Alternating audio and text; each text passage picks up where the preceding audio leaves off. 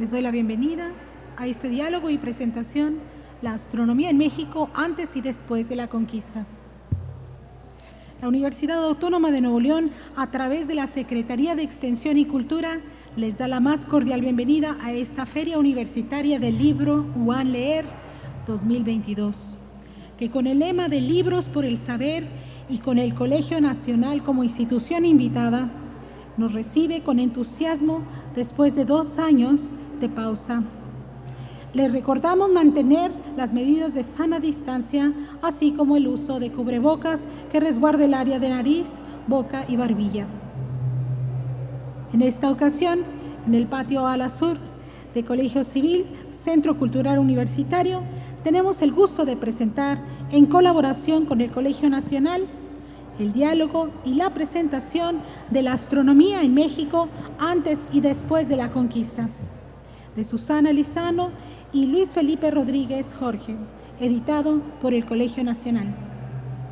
En el presidium nos acompañan la doctora Susana Lizano, astrofísica, Premio Nacional de Ciencias y Artes 2012 y miembro del Colegio Nacional. Sea bienvenida, gracias por estar aquí.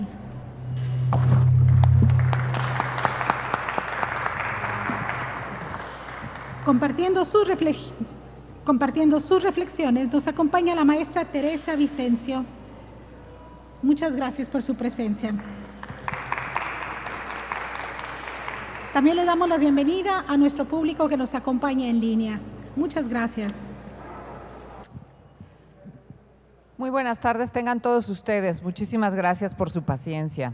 El día de hoy estamos muy contentos porque podemos compartir con ustedes aquí en esta Feria del Libro que es tan entrañable para el Colegio Nacional, esta publicación reciente que coordinó precisamente la doctora Susana Lizano y el doctor Luis Felipe Rodríguez Jorge, también miembro del Colegio Nacional. En el año 2019, cuando se cumplieron 500 años del encuentro de dos mundos, aquella llegada hacia la conquista de México en 1519, el Colegio Nacional se dio a la tarea de convocar mesas de reflexión que pudieran explorar sobre diversos aspectos culturales, científicos, en fin, todo lo que va nutriendo la historia de lo que significó esa llegada del viejo continente para encontrarse con los habitantes originarios de este territorio. Y entonces estos dos grandes miembros del Colegio Nacional, la doctora Susana Lizano y el doctor Luis Felipe Rodríguez Jorge, se dieron a la tarea de invitar a otros colegas astrónomos que pudieran poner sobre la mesa qué había pasado con este encuentro de dos tradiciones astronómicas, de dos vertientes de conocimiento sobre astronomía, la que trajeron los europeos, los españoles, nutridos de sus propias tradiciones, y las que encontraron en las culturas prehispánicas en nuestro territorio. Y es así como surge esta publicación, que da cuenta de las ponencias que se dieron a conocer, que se leyeron, que se compartieron en esa mesa por 3 investigadores: Jesús Galindo Trejo, que habló sobre la astronomía prehispánica en Mesoamérica; Estanislao Iwanisewski, la teoría lunar maya; y Marco Arturo Moreno Corral, acerca de la astronomía y su desarrollo en el México colonial. Y esto es lo que queremos compartir hoy con ustedes, y a mí me da muchísimo gusto estar el día de hoy aquí. Susana, es un privilegio compartir este espacio contigo. Ella, como decíamos, ya es astrofísica, ha hecho aportaciones fundamentales al entendimiento contemporáneo del fenómeno del nacimiento estelar, es premio de la Academia Mexicana de las Ciencias 1996, premio a la investigación científica de la Sociedad Mexicana de Física 2001, medalla Marcos Moschinsky 2010, Premio Nacional de Ciencias y Artes 2012 y forma parte del Colegio Nacional desde el año 2018. Actualmente realiza su trabajo profesional en la ciudad de Morelia, en el Instituto de Investigaciones Radioastronómicas. Muchas gracias, Susana, por este esfuerzo. Y bueno, pues vamos a comenzar a platicar qué es lo que pudimos aprender y lo que descubrimos con la lectura de este volumen que está aquí muy bien coordinado por ti y por el doctor Rodríguez Jorge. Vamos a ver aquí pues varias constantes en relación a los eclipses, los cometas, las constelaciones, diversas cosas que versan sobre todos estos puntos en los que los seres humanos concentramos nuestro asombro y nuestra atención. Y yo comenzaría por preguntarte, porque así es como comienza este prólogo que ustedes escribieron, ¿cómo podrías explicarnos el mundo sublunar y el mundo supralunar? ¿Qué es eso de que hay un mundo sublunar y hay un mundo supralunar? ¿Ustedes se habían puesto a pensar en eso? Pues que nos explique la doctora qué es eso del mundo sublunar y el mundo supralunar.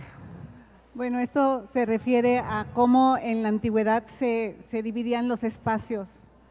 Entonces nosotros pues vivimos en la Tierra y en la Tierra vemos que hay estaciones, que hay fenómenos meteorológicos, que hay pues vegetación de distintos tipos y que cambia a lo largo del año, y entonces pues vivimos en un entorno muy cambiante. Entonces lo que pensó Aristóteles es que iba a dividir el espacio entre lo que estaba de la luna hacia nosotros, ese es sublunar, y lo que estaba de la luna hacia afuera, y eso es supralunar. Entonces lo que pensaban ellos es que todo el entorno cercano entre la luna y nosotros pues era muy cambiante, mientras que todo lo que estaba más allá de la luna era inmutable, o sea, el universo no cambiaba.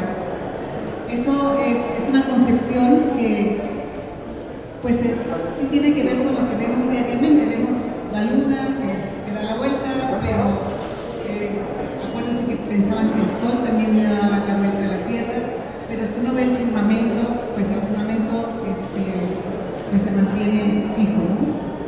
Y eso cambió, esa concepción cambió cuando empezaron a descubrir, por ejemplo, los cometas que venían de visita a la Tierra y se iban, y cuando se pudo establecer que estaban en el mundo supralunar, pues entonces también eso indicaba que las cosas más allá de la luna también cambiaban. Entonces eso pues fue como un cambio de paradigma. Digamos que Aristóteles pensó que lo que estaba entre la luna y nosotros era muy cambiante, y lo demás no cambiaba, y luego vieron que no era así. Y esto me remite a otro dato muy interesante que está aquí también en el libro, que es precisamente sobre los cometas. Aquí veo a muchos jóvenes, pero yo les preguntaría en general a todos, ¿alguno de ustedes les ha tocado ya el paso de algún cometa? ¿O no supieron? ¿Sí? Porque desde tiempos ancestrales, los seres humanos que observaban, veían pasar un cometa, resulta que era un elemento que causaba temor. Era visto como algo desde una experiencia muy supersticiosa, como si un cometa, que a nosotros nos parecen hermosísimos, que iluminen así el cielo, pero era algo que se movía, mientras que en general la bóveda celeste no se mueve. Entonces, cuando veían un cuerpo celeste que se movía, era visto como un anuncio, pues no bueno, ¿no? Como un mal augurio. Pasaba algo así, ¿verdad? Efectivamente, o sea, digamos que también desde el punto de vista de la religión, pues no debía cambiar lo que estaba muy lejano, y el hecho de que hubiera un cuerpo celeste que se acercaba, bueno, que cambiaba, que traía una trayectoria, ¿no? Y en esa trayectoria los cometas empiezan a despedir una cola de gas pues muy hermosa, que se extiende hacia lo largo del cielo, y luego se iban. Entonces todos esos signos de cambio eran vistos con mucha suspicacia por motivos religiosos, ¿no? Como que lo seguro era que no se moviera nada, ¿no? Si se movía podía ser que estuviera pasando algo que tuviera que ver con el fin del mundo o con algún cambio así drástico, ¿no? Así es. ¿Y pasaba exclusivamente en estas culturas o pasaba también en otras latitudes?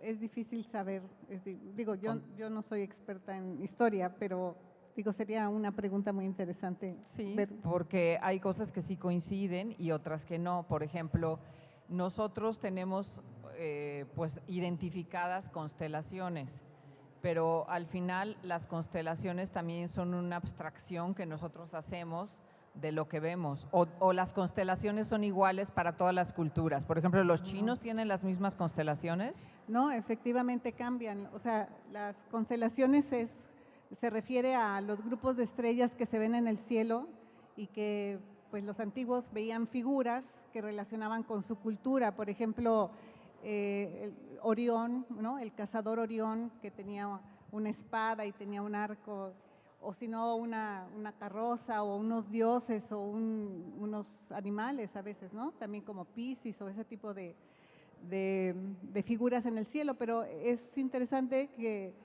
yo tengo un amigo astrónomo que vive en Italia y tiene una comunidad de chinos muy grandes, entonces él tuvo que aprender las constelaciones chinas para poder enseñárselas a los niños chinos.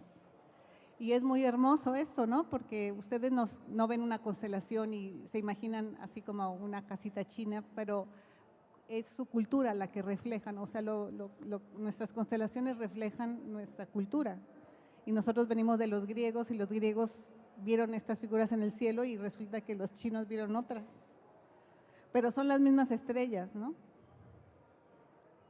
Digamos que entonces lo que vemos tiene que ver con nuestros propios referentes culturales. El cielo es el mismo, pero la manera en que las ordenamos visualmente pues tiene que ver con nuestra propia cultura, con nuestros propios puntos de referencia, ¿no? Sí. Ahora, el libro recoge varias anécdotas muy curiosas en relación a los eclipses. ¿Por qué no nos explica rápidamente qué es un eclipse, cuántos tipos de eclipses hay, en qué consiste? Bueno, hoy en día sabemos que la Tierra gira alrededor del Sol y que la Luna gira alrededor de la Tierra. Cada mes da una vuelta aproximadamente alrededor de la Tierra. Entonces, imagínense una línea que conecta al Sol con la Tierra y la Luna, pero la Luna se está moviendo, ¿no? Entonces, cuando esta línea que conecta al Sol con la Tierra, también la Luna coincide en la posición entre el Sol, la Tierra y la Luna, entonces la Luna puede taparnos al Sol. O sea, la Luna, digamos, es de día, deberíamos estar viendo al Sol y la Luna se puede interponer entre nosotros y el Sol. Y eso causa un eclipse solar. ¿Les ha tocado ver un eclipse solar? Bueno, pues esos hay que verlos con cuidado, ¿no? Porque no se puede ver directamente al Sol. Ahora imagínense al revés, que la Luna, que ya es de noche, ¿no? Y la Luna está, esa línea va del Sol a la Tierra y luego a la Luna, o sea que la Luna está en el punto opuesto. Entonces lo que puede pasar, ustedes han visto una luna llena que se ve hermosa, ¿no? Toda brillante, pero puede pasar que la Tierra se interponga entre el Sol y la Luna y eso lo que ocasiona es un eclipse de luna. Entonces ustedes dirían, bueno, pues si la Tierra le da vueltas al Sol y la Luna siempre le está dando vueltas a la Tierra, ¿por qué no hay un eclipse cada vez que hay luna llena o cada vez que hay luna nueva? Bueno, no hay un eclipse porque el plano de la Tierra alrededor del Sol y el plano de la Luna alrededor de la Tierra son distintos. O sea, hay una cierta inclinación, entonces tiene que coincidir la posición que yo les digo entre el Sol, la Tierra y la Luna con que en ese momento los planos estén intersectados. O sea, para poder tapar al Sol, por ejemplo, si para que la Luna nos tape al Sol, pues tiene que estar exactamente en la línea entre el Sol, la Luna y la Tierra, o al revés, ¿no? Para que la Tierra tape a la Luna, pues tiene que estar exactamente alineados y esto no ocurre siempre. Sin embargo, como platica el capítulo del doctor Estanislao, los mayas conocían el movimiento de la Luna con gran precisión, tenían un calendario lunar muy preciso y eso hacía que pudieran predecir eclipses. O sea, conocían muy bien el cielo y también los europeos podían predecir eclipses, pero eso quiere decir que el grado de avance de la civilización maya pues era muy alto, ¿no? A propósito, hay una anécdota en relación a un colonizador, un conquistador que estaba en tierra maya y que iba a ser sacrificado. Sí. Y quiso impresionarlos con su propio conocimiento sobre los eclipses, ¿no? Si quisieras comentarnos Pues esto, sí, ¿qué fue lo que pasó? No sé si es una leyenda, pero lo que decían es que los mayas habían capturado a un español y lo iban a sacrificar y él sabía que iba a haber un eclipse y los quería impresionar con esto. Y entonces pues les dijo que iba a hacer desaparecer al sol, pero lo sacrificaron de todas maneras y en su sacrificio los astrónomos reales de los mayas empezaron a enumerar uno por uno todos los siguientes eclipses que iba a haber en los próximos años, o sea, no los engañó, ellos también sabían que existían estos eclipses. Sin embargo, una anécdota que sí también se platica en el libro es que cuando en el cuarto viaje de Colón tuvo que detenerse en Jamaica, resulta que pues querían que los nativos alimentaran a las tropas españolas, a los barcos españoles, entonces ya no querían hacerlo. Entonces Colón, que tenía estos libros donde se llaman efemérides, donde se van escribiendo en detalle los movimientos de los planetas y de la Tierra y de la Luna, entonces sabía que iba a haber un eclipse y hizo los cálculos para cómo se iba a ver desde Jamaica y los amenazó con que si no le daban de comer a su gente, se iba a comer al sol. Y eso lo hizo justo cuando pasaba el eclipse, entonces le dijeron que sí los iban a alimentar. O sea, esta civilización en Jamaica estaba más atrasada en cuanto al conocimiento del cielo que los mayas en México, ¿no? Claro, y ahí sí funcionó. Ahí sí funcionó. Hace referencia ¿era un documento, era un tratado, yo supongo que se llamaba Efemérides? Las efemérides se refieren a estos movimientos, o sea, de la luna alrededor del sol en cada día del año y cuándo va a coincidir el plano de la luna alrededor de la Tierra y de la Tierra alrededor del sol y cuándo puede haber eclipses. Entonces Colón lo que hizo, bueno, tenía que tener un conocimiento de las efemérides, ¿no? De esos movimientos y luego calcular en qué momento iba a suceder eso en Jamaica, claro, porque no iba a suceder al mismo tiempo en Jamaica que en otra parte del continente americano o de otro lugar, ¿no? Entonces tenía que haber un cálculo. Y parece que eso fue lo que hizo, sí. Bueno, no, si no él, alguien de su equipo. Claro, alguien que lo auxilió. Bueno, hay una palabra aquí que a mí me ha costado trabajo aprenderme y que es la palabra hierofanía. ¿Alguno de ustedes había oído esa palabra? ¿Había escuchado esa palabra? Hierofanía. Y tiene que ver con la relación entre la astronomía y la arquitectura, ¿no? ¿Cómo explicarías tú lo que es la hierofanía? Bueno, primero déjenme decirles que en el capítulo de Jesús Galindo, él platica que este conocimiento que tenían los indígenas en el nuevo mundo del movimiento del sol y de los planetas y de la luna, lo reflejaron en sus edificios, de manera que, por ejemplo, las pirámides tienen en distintos lados de México, pues se alinean, digamos, de forma que en ciertas épocas del año pues se puede ver el sol perpendicular en un cierto punto, por ejemplo, caer en un pozo muy preciso, o se puede alinear en todo a través de una rendija, o sea, ese tipo de alineaciones están en todas las pirámides. De hecho, dicen que Moctezuma quería demoler el Templo Mayor porque por los hundimientos de la zona lacustre en México ya se había desalineado con respecto a los fenómenos del cielo, ¿no? No le dio tiempo de deshacer el Templo Mayor, afortunadamente, pero el caso es que las hierofanías pues constituyen también un juego de luz y sombras, utilizando elementos arquitectónicos, y el más, bueno, el que seguramente podrían haber escuchado es en Chichén Itzá, está el templo de Kukulcán, ¿sí?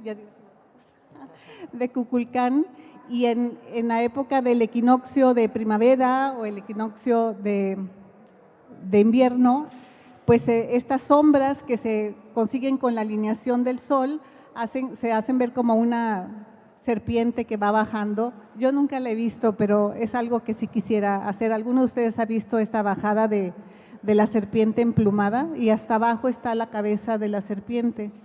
Pero esto lo que significa es que ellos sabían muy bien en el calendario, sabían cuándo ocurrían los movimientos y podían alinear sus edificios, digamos, pues religiosos para que se alinearan adecuadamente.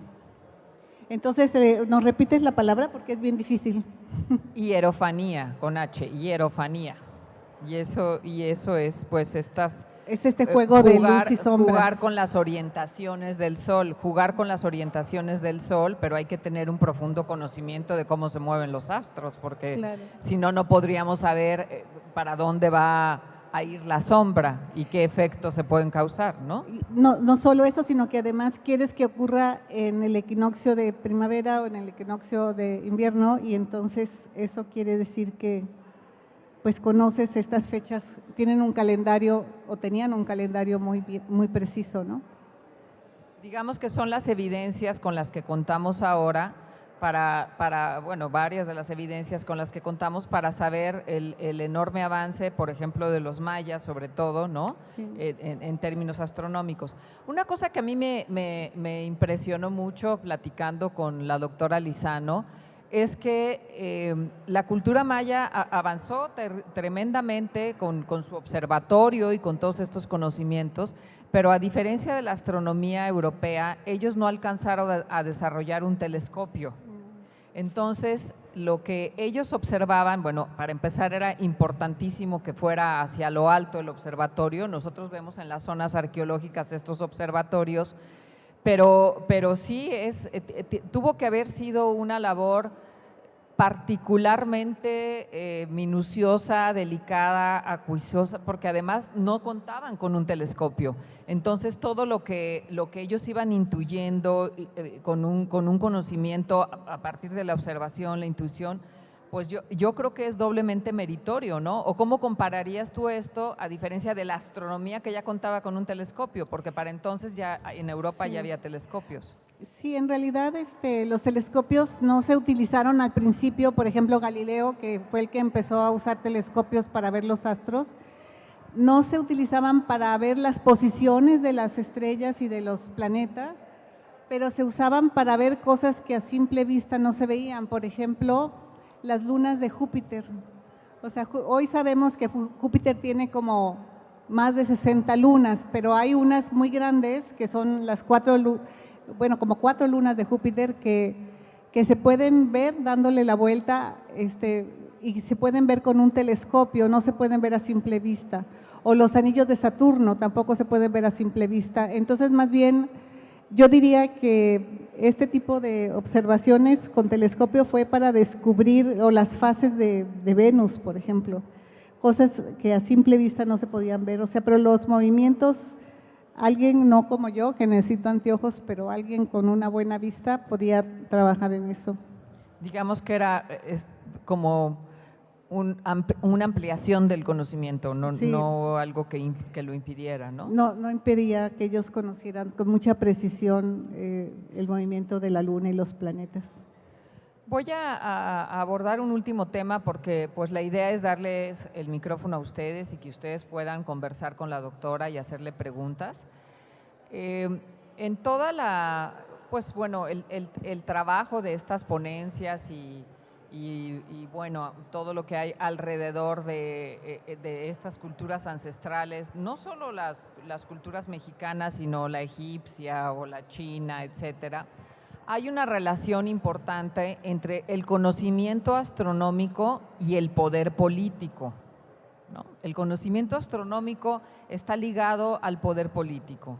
Si nosotros pensamos, por ejemplo, en el calendario, en el calendario solar, ¿no? de las culturas del centro de México, etcétera, ¿cómo podrías tú explicar esto que nos pasa a los seres humanos? O sea, ¿cómo es este fenómeno que el conocimiento astronómico se podía o solía o suele capitalizarse hacia un poder político? ¿Cómo nos lo explicarías? Bueno, en las culturas indígenas, pero no solamente en México en particular, pues ellos, los emperadores eran como la liga entre los distintos dioses y la tierra. Entonces, el poder realizar sus ceremonias y sus ritos en fechas específicas, por ejemplo, un equinoccio o un solsticio, pues les daba a ellos pues esta representación divina, ¿no? Pero eso no solamente ocurría en México. Hay una anécdota que también se menciona en el libro, en donde en China unos astrónomos predijeron unos eclipses, pero se equivocaron, y entonces el emperador fue y le dijo al pueblo que iban a ocurrir en cierto momento y no ocurrieron, y los mandó a decapitar. O sea que era una profesión muy peligrosa porque era su prestigio, ¿no? O sea, si el emperador va a tener un origen divino, pues tiene que saber exactamente cuándo ocurren este tipo de fenómenos. Entonces yo creo que se usó mucho en ese tiempo, ¿no? El tener este conocimiento para ostentar una representación divina, y no solamente en México, sino en todas las culturas, que ya no es el caso, ¿verdad? No, claro. Además, bueno, todo el planteamiento de los ciclos solares, ¿no? Y que había una justificación también de las guerras para alimentar al sol, para que el sol no muriera, ¿no? Sí. Que está como muy ligado, sí. Muy ligado. Hay una cosa muy interesante, por ejemplo, en el último capítulo de la época ya de la colonia, nos platica Marco Moreno cómo había mexicanos que se interesaron por la astronomía, que les interesaba medir los eclipses, que les interesaba estudiar los cometas, y cómo se instauró en lo que en ese momento era la Universidad Pontificia, que luego se volvió la Universidad Nacional, pues una cátedra de astronomía, pero a los médicos les interesaba esa cátedra porque ellos pensaban que sus tratamientos tenían que ocurrir en tiempos específicos para que pudieran atender bien al paciente. O sea, tenían esta idea de la astrología de que la posición de los planetas influye en el ser humano. Esta es una creencia muy antigua, no es simplemente… no es cierta, pero de todas maneras siempre el hombre ha querido pensar que los astros influyen en su vida, y por eso si nacemos en cierta constelación vamos a tener cierto carácter o nos vamos a comportar de cierta manera. Pero esto, los médicos pedían estas cátedras de astronomía para poder prescribir su tratamiento en la época de la colonia. O sea, que México se tardó mucho en… Bueno, de hecho, otra cosa interesante es que en la época de la colonia también se enseñaba la teoría donde la Tierra era el centro del universo, se llama la teoría geocéntrica, cuando ya en Europa se sabía que no, que la Tierra se movía alrededor del Sol, que es la teoría heliocéntrica. Pero en México se siguió enseñando como 100 años más, o sea, como que era una sociedad muy conservadora. Hay implicaciones de carácter teológica y religiosa, ¿no? En deshacerse de la idea de que la Tierra y por tanto el hombre es el centro del universo.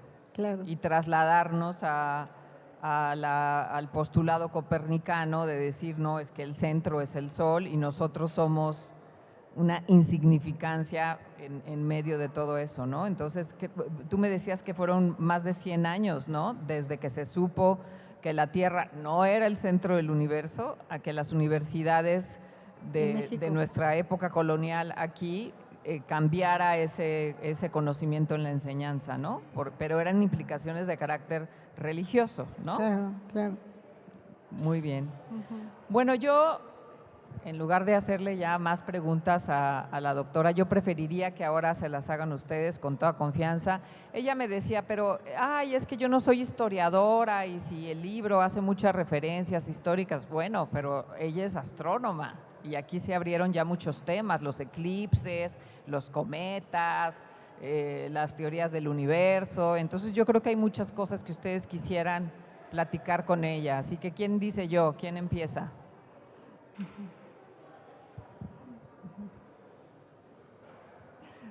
¿Tú quieres? ¿Sí?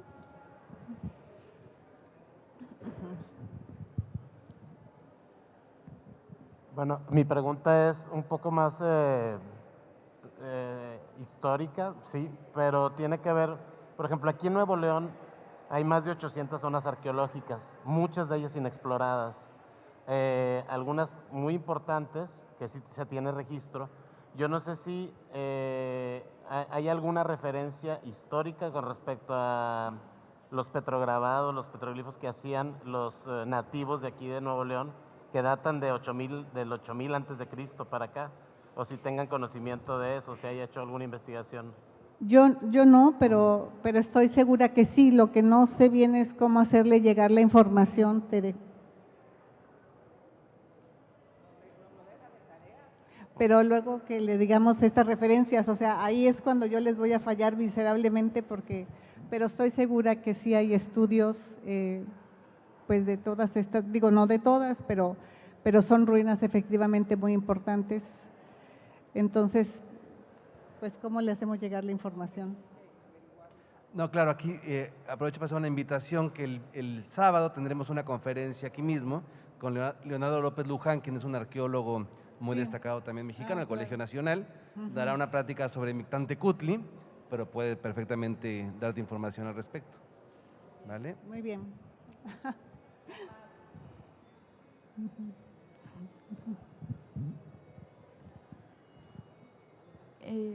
Cuando estaba escribiendo el libro, ¿qué es lo que más le gustó de escribir, lo que más disfrutó, que le puso más ganas, por decirlo de alguna manera? Sí, nada más déjame comentarte, o sea, yo no escribí el libro, sino que nosotros invitamos a estos investigadores que sabían de las culturas prehispánicas, pero también a otros que trabajaban en la época de la colonia. Y entonces, pues como los invitamos, ellos son los autores, nosotros coordinamos el libro, pero se nos hizo muy importante porque todo esto estaba enmarcado en este encuentro que dijo Tere, que se llamaba pues el encuentro de dos mundos, ¿no? El mundo de Europa y el Nuevo Mundo. Y en ese tiempo, pues tuvimos pláticas de todo tipo, o sea, pláticas no solamente, por ejemplo, estamos hablando de la parte de astronomía, eso es lo que es este libro, que la verdad está muy ameno, pero no porque yo no lo escribí, porque lo escribieron ellos, ¿no? Pero también había otros temas, por ejemplo, no sé si te has puesto a pensar cómo era las leyes en Europa comparadas con las leyes que vivían aquí los indígenas del Imperio Azteca, por decir algo, ¿no? O cómo era el encuentro de las lenguas que trajeron el español, que trajeron los europeos, con encontrarse una lengua muy distinta, que era la que hablaban los distintos grupos indígenas en México. Entonces, yo creo que lo que más disfruté de todo el proceso fue el darte cuenta cómo es encontrarte dos mundos diferentes, ¿no? Es como para los europeos y tanto como para los indígenas, pues encontrarse fue como encontrar una raza totalmente desconocida, un modo de pensar distinto. Entonces, en el caso de la astronomía en particular, nos damos cuenta que todos vemos al cielo y vemos el mismo cielo. Ahora, ¿cómo lo puedes interpretar de maneras distintas? Pero las culturas en los otros aspectos, por ejemplo, también en la parte médica, ¿no? Se habló de de lo que pensaban en la parte médica. O sea, realmente, si te pones a pensar en encuentro de dos culturas tan diferentes, es algo apasionante. Pero no lo escribí yo. Ay, perdón. Gracias.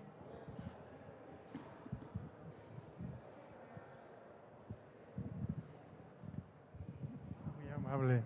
Respecto al planeta enano Plutón, ¿siempre sí lo descontinuaron o no?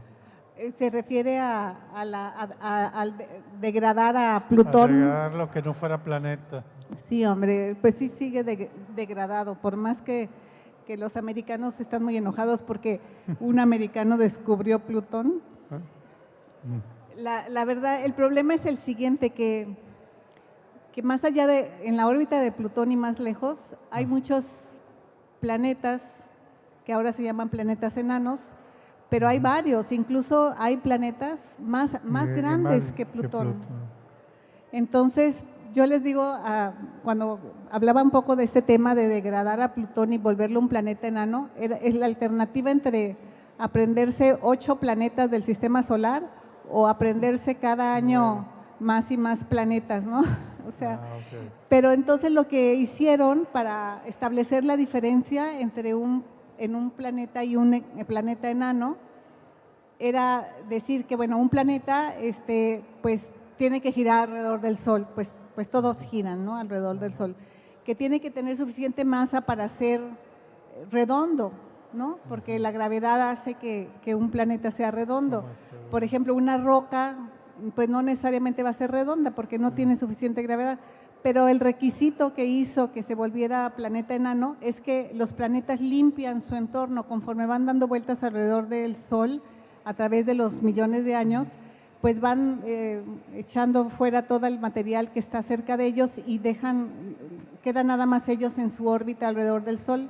Sin embargo, más allá de Neptuno, donde está Plutón, se llama el cinturón de Kuiper, hay un montón de material todavía, hay un montón de rocas que conviven junto a estos planetas, no son lo suficientemente grandes para aventar afuera todas las, digamos, los restos de formación del sistema planetario. Entonces, pues se quedó degradado porque la alternativa es, creo que ahorita hay como, pues por lo menos, bueno, ha de haber como 10 planetas enanos, incluido uno que está en el cinturón de asteroides entre Marte y Júpiter, que se llama Ceres, pero además hay como 2 que son mayores que Plutón. Entonces se quedó degradado, ni modo. Muy amable.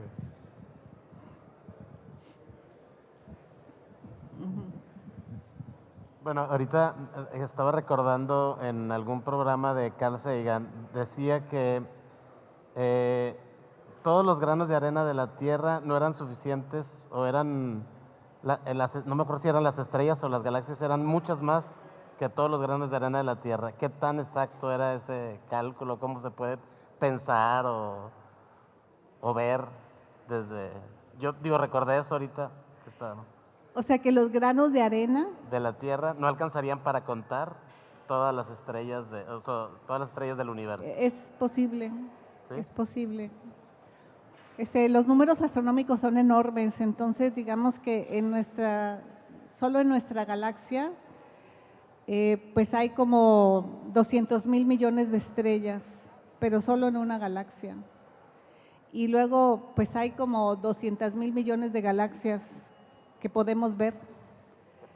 Ajá. Entonces, ¿cuántos granos habrá en una playa? No lo sé. Es una buena pregunta.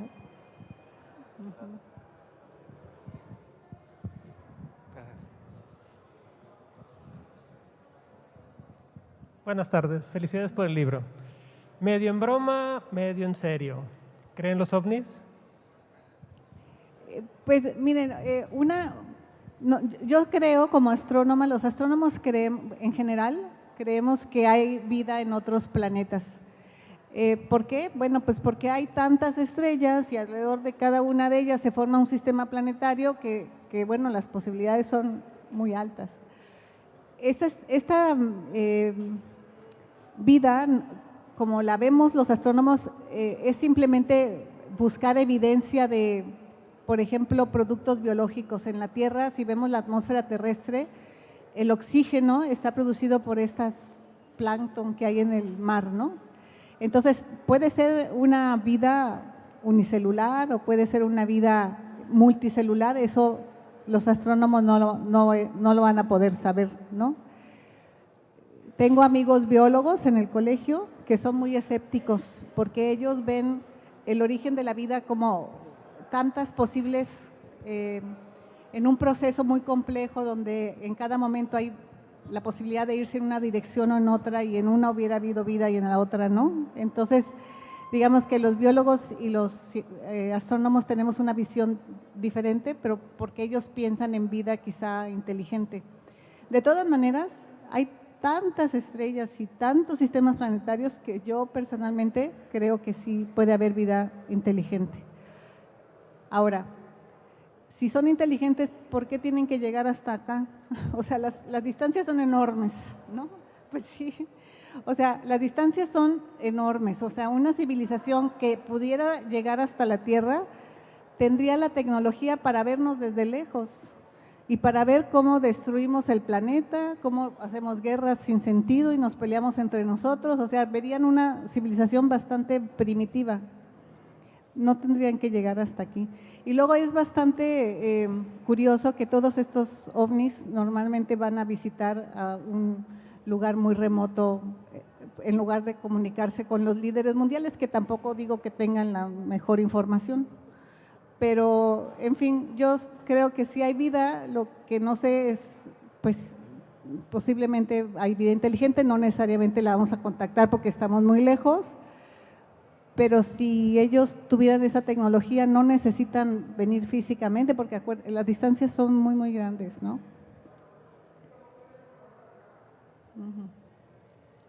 Esa es mi opinión. Muchas gracias. Muchas gracias. Sí.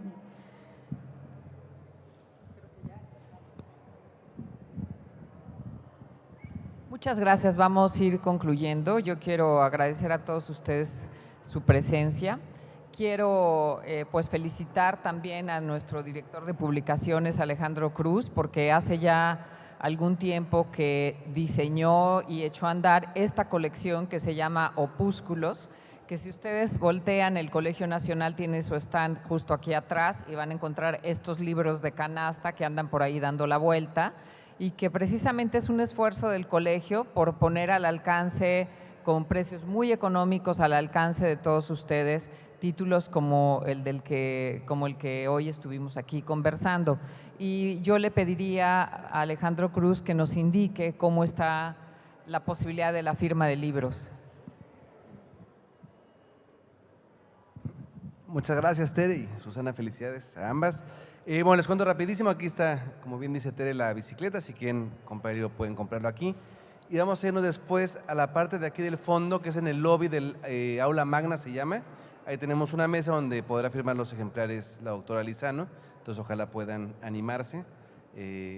¿Cómo? Bueno, además de este libro que tenemos, que se acaba de presentar hoy, también tenemos su discurso de ingreso al Colegio Nacional. Cada colegiado cuando ingresa da una lección inaugural, y en el caso de la doctora fue sobre el nacimiento de las estrellas, ¿no? Entonces también está a la venta el discurso, por si quieren también cualquiera de los dos, pues son garantía, ¿no? Sí, bueno, nada más quería decirles que yo hablé precisamente del nacimiento de los sistemas planetarios, porque hoy en día es un tema muy estudiado, ¿no? Con los nuevos telescopios que hay, y se pueden ver pues los discos de polvo y gas que hay alrededor de las estrellas, y se puede ver ya, digamos, el proceso de formación, no se ven los planetas, pero se ve el efecto de los planetas en los discos. Entonces, por eso yo creo que hay muchos planetas, muchos, y bueno, pues en alguno habrá vida. Muchas gracias. Y perdonen gracias a todos, muchas gracias a la Universidad Autónoma de Nuevo León por tenernos como institución invitada en esta Feria Wanleer. Gracias. Y los invitamos a continuar con los eventos de nuestra Wanleer 2022. Muchas gracias.